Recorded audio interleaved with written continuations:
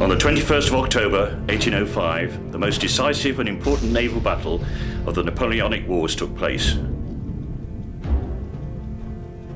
A Royal Naval fleet of 27 ships took on a combined French and Spanish fleet of 33 ships of the line off Cape Trafalgar. 210 years later, a reenactment of the Battle of Trafalgar is to be staged at the Chichester Canal Basin.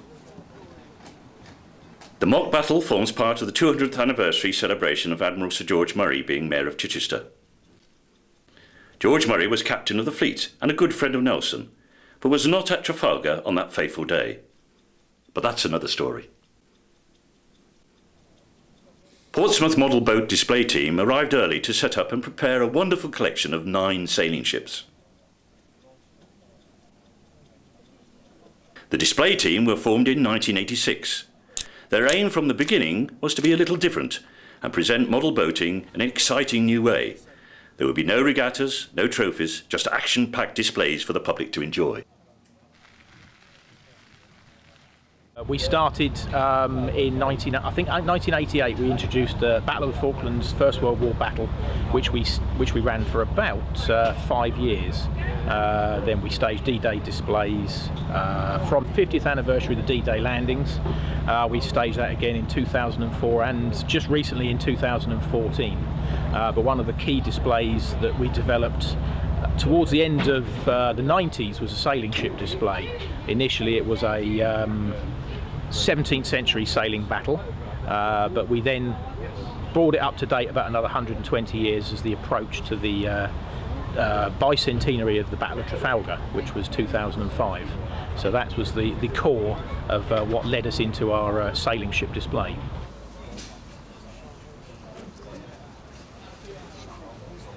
The attention to detail on the ships is incredible and demonstrates the skill and passion that goes into making one of these model sailing ships.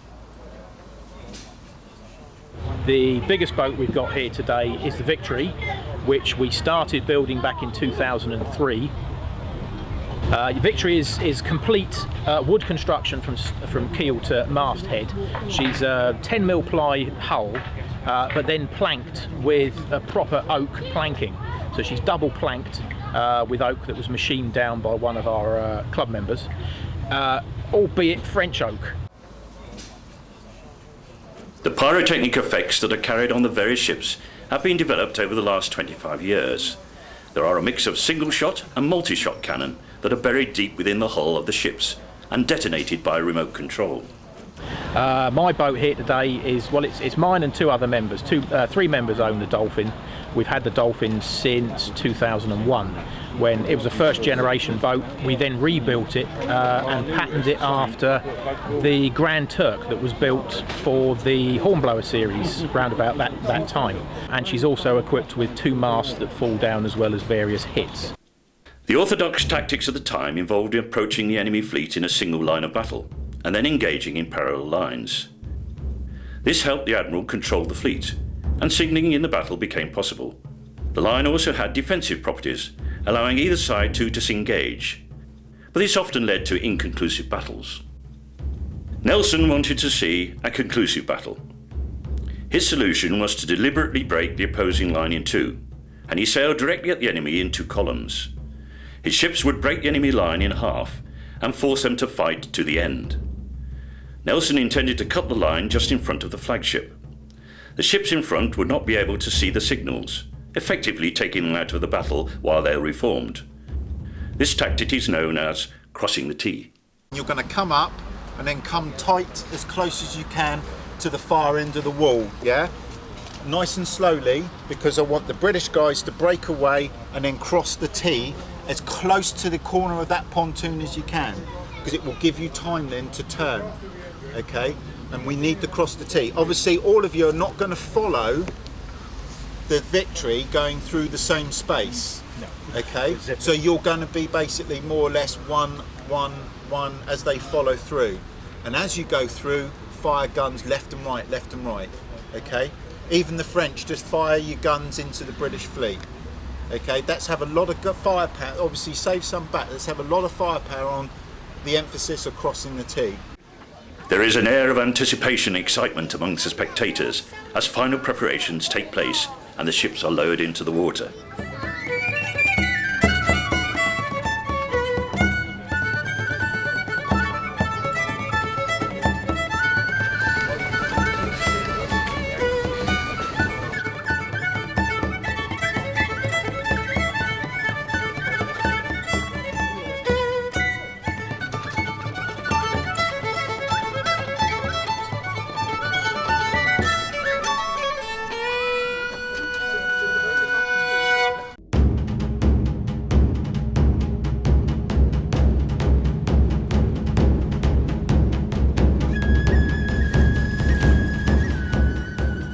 The Sovereign is first to break the enemy line, soon followed by HMS Victory. Nelson's ships cross the T, cutting through the enemy lines and engage Villeneuve's ships one by one.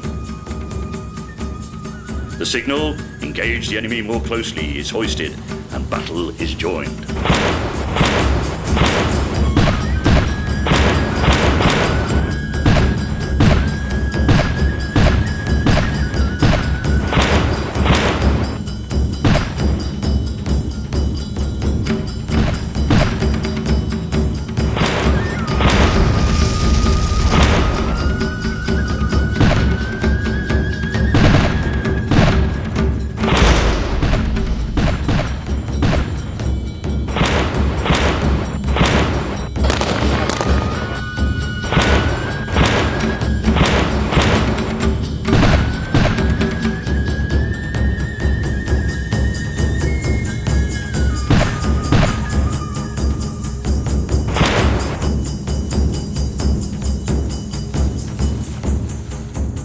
At 1:30 p.m, a sniper on Redoubtable mortally wounds Admiral Nelson. He's taken below to the ship's surgeon. It's soon evident that a great British victory is occurring as enemy ship after enemy ship is captured. At 2:15, Villeneuve surrenders, and at 2:30, Hardy goes below to inform Nelson of developments. At 3:30, Hardy visits Admiral Nelson again and informs him of a glorious victory. At 4:30, Nelson succumbs to his wounds, saying, "I've done my duty," and finally, as he dies, "God and country." Nelson's tactic of crossing the T was a masterstroke. The French and Spanish fleet lost 22 ships. Not one British ship was destroyed. With this one action, Napoleon's plans to expand his empire were put on hold indefinitely, and so began 100 years of naval dominance of the Royal Navy. As Portsmouth Model Boat Display Team conclude the display and the crowd show their appreciation, one can't help but reflect that although Admiral Lord Nelson made the ultimate sacrifice at Trafalgar, he ensured his place in history as Britain's greatest naval hero.